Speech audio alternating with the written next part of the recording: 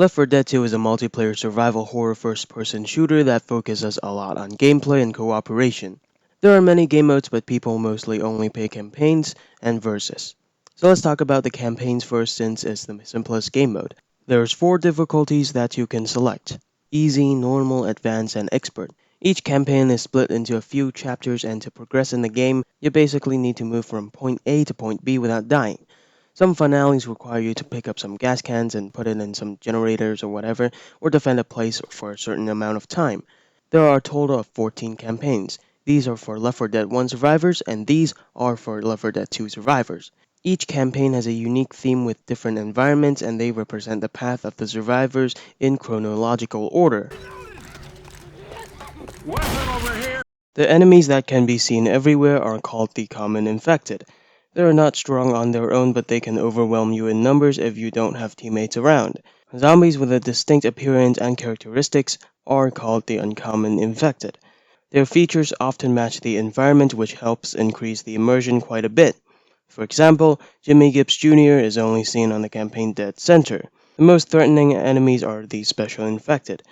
These are infected that went through strong mutation and developed special abilities. Here's a quick rundown of them. The Boomer can vomit a bile on survivors to impair their vision and attract hordes of zombies towards them. It can also cover a survivor in bile through dying and exploding near survivors. The Hunter can pounce onto survivors, pin them down, and rip them apart. The Smoker can entangle a survivor with its long tongue from distance. The Charger can charge into survivors and smash them into the ground repeatedly, dealing massive amount of damage. The Jockey can jump onto survivors and literally ride them, taking them to weird places. The Spitter can spit corrosive substances on the ground and damage any survivor that's on it. If you're a victim of any one of these guys, only your ally can save you once you're quote-unquote captured by them, and you can do nothing on your own. This forces players to stick together and prevent that one rushing guy to succeed. Then we have the tank, which is the strongest infected in the game and acts kind of like a boss fight when you're fighting him. It has a massive amount of health and can deal lots of damage and knockback by punching and throwing rocks. The most effective way of killing it is to make the 4 survivors focus fire on it, again forcing the players to work together. Lastly, we have the witch. This scary thing won't attack you if you don't mess with it, but if you do, the witch will suddenly sprint towards you and instantly incapacitate you. When you lose all of your HP, you don't die. Instead, you get incapacitated. Once you're incapped, you can only use pistols and you can't move. The only way to get back up is making your ally come to pick you up. Once you're up, you're granted some temporary HP and 1 permanent HP. If you get incapped again without using a medkit, your screen will become black and white and you'll die once you get incapped. Now let's talk about how you can heal yourself. For using a medkit, the lower your health is, the more a medkit can heal you. The painkillers and adrenaline shots give you temporary health. They can be used faster than the medkit. The painkiller simply gives you 50 temporary HP, and the adrenaline shots give you 25 temporary HP, and gives you a faster movement speed, and decreases the time it takes to perform actions, and you will have no shove fatigue. Speaking of shove, shoving is a quick melee attack that can stun the infected. It is very useful for preventing damage, breaking out from a zombie horde, helping your teammates out without shooting them, etc. This is not an actual weapon, but it's the most useful attack in my opinion. Some players even manage to beat a campaign doing nothing but running and shoving. Primary weapons have 2 tiers. Tier 1 includes pump-action shotguns and SMGs, and Tier 2 weapons include assault rifles, sniper rifles, and automatic shotguns. Special tier weapons include the grenade launcher and the M60. These weapons are found on the map and can be carried over to the next chapter of a campaign. All weapons except for the shotgun will have decreased accuracy when running and increased accuracy when crouching. That's why my favorite weapons are the shotguns and the hunting rifle, since the hunting rifle is still very accurate when running and it can one-shot and pierce through infected hordes just like a shotgun. All of these weapons have their strengths and weaknesses. The assault rifles and SMGs do tons of damage to tanks and can even slow them down, but infected hordes can't be cleared quickly. The shotguns, however, can do it very well, but they aren't the best against tanks. Sniper rifles are all-rounders since they do high damage, and the sniper bullet pierces through infected to clear them quickly. The secondary weapons include pistols and melee weapons. There are technically three kinds of pistols, but these two are kind of the same. You can dual wield them, but these pistols are pretty weak and inaccurate, so I don't really like them. The Magnum, however, is really awesome. It can one-shot a common infected no matter what, even on the hardest possible difficulty, where the only guns that can do it are the shotguns. It is also moderately accurate when running. For the melee weapons, there are just so many variants of them. Fortunately, they only differ in range and attack speed since they all one-shot the common infected and some special infected. If you combine shoving and melee weapon strikes, you're basically invincible to the common infected while standing in a corner. Generally, the weapon's sound and animation is very satisfying, something that even some modern games nowadays can't even do. The weapons can only give a player so much satisfaction, but the response of the enemies is the thing that truly makes Left 4 Dead 2 feel so good to play. Heads exploding after a headshot, limbs going off with a well-aimed bullet, blasting an infected off the ground with a powerful shotgun shot, etc. These animations make shooting the infected so much more fun and add so much more replayability. Each playthrough is different thanks to the AI director. The director decides when and where the enemies will spawn, what items can be found on the map, and what path the four survivors should take. The director's decision making is affected by your actions, how well you're doing, and which difficulty you chose.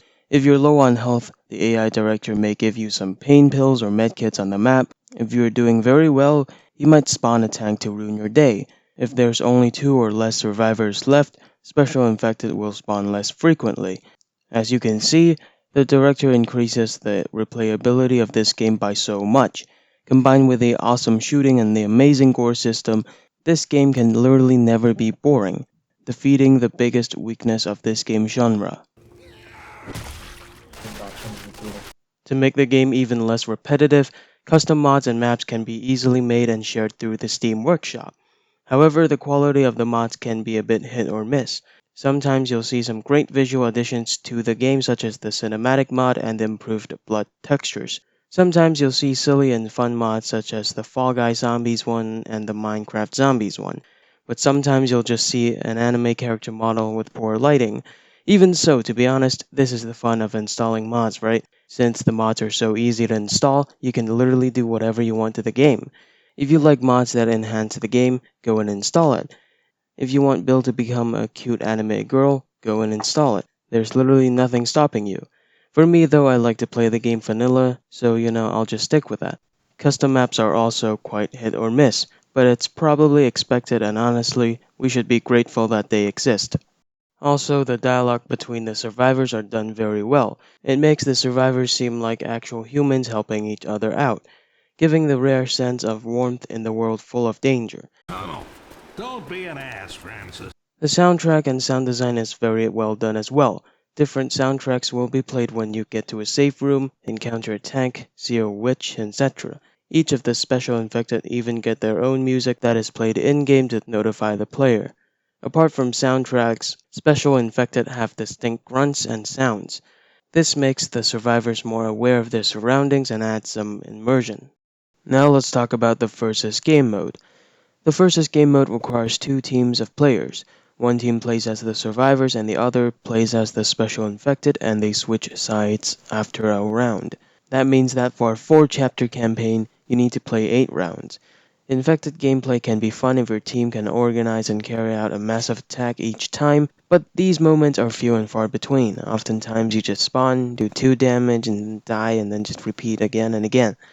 Tanks can be controlled, but if they're on a bad player's hand, the tank will often just die and do nothing. Versus has the potential to be fun if all players don't quit, try their best, coordinate well, and most importantly, don't have a huge skill difference, or else it's just going to be a one-sided game. And unfortunately, these things just don't occur in public versus servers. There's always going to be that one rage quitter, there's always going to be that one bad player, and there's always going to be a huge skill difference between two teams. And to be honest, really can't blame newer players for being bad. The game doesn't do jack shit to teach new players how to play as the infected as well. You may learn basic gameplay just after a round or two, but advanced techniques such as Rocket Boomer, 25 damage hunter pounds, instant death charges, and many more techniques just literally can't be learned in-game. You must look for guides online or YouTube or practice them on private servers. And in my opinion, Versus is not really worth your time because it's quite hard to learn, and a balanced and fun game is extremely rare, so, I just think that it's generally not enjoyable. spawn 得未啊？係未 spawn 得嚟？大家幫我等佢。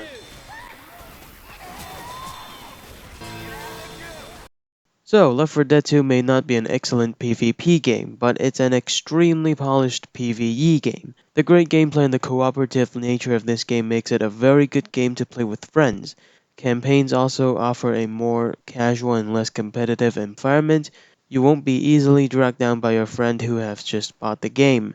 In addition, this game is also very easy to run. I managed to run it on my old laptop on Windows 7. So even if your friend has a really bad computer, chances are this game is still gonna run okay on his or her computer. Therefore, I think this game is awesome to play with friends, especially if your friend is new to PC gaming, and even if you don't have any friends, you can still enjoy this game's satisfying combat without much problems, and well, you can maybe even meet some friends through playing this game. So in conclusion, I think Left 4 Dead 2 is worth your money and you should play it, and of course buy it on sale, it's a lot cheaper, right? And just grab some friends and enjoy it with them. Thanks for watching, and have a very nice day or night.